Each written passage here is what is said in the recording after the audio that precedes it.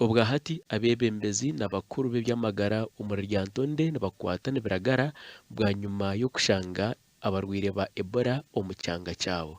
Okurigerera ha ripoti eshahwizibwe enyuma bazyo harebekireho omurwaire omwe obwo arikwegiita aha ndiijo obiire yarebekire n'obubonero esaaha itehwire.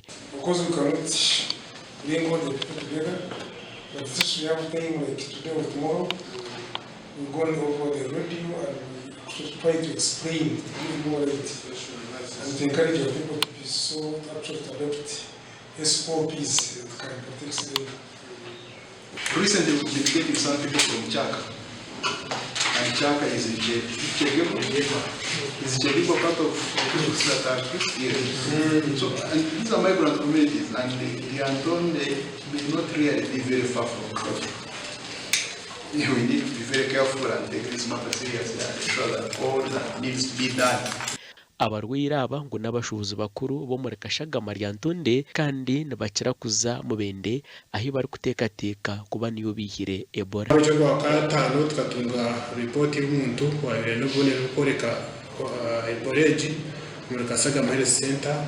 Timu yetu ya surveillance na DHO yiciramo kwa tasampo basitwara intebe bazikebera rwa mukaga tukatunga riza seciro kukoreka ngo umuntu utamurwire Chetruyo tugenda hona hati konka ko kuruma gotindura hati nitwenda abataxi bamanyi uburwire ko bukwata bukaturiza bakirinda aho ko abenjini bakora mu bende tayine taxi za mu bende zikurwa n'uburizo senzo tukwenda kushitama nabo tukagamba nabo tukabwegesa tukabamanitsa ku burwire ko bukwata symptoms kugira ngo bari mu tayine symptoms kezo bagire aba bwa nyuma yo kuceberwa baragirwa kureka kwejwanzya omu bandi kandi abashaho batireho ekiteeso ngo emotoka eziri kuza mu bende zoona ziine kushwijumwa no kuceberwa omu bwegendesereza.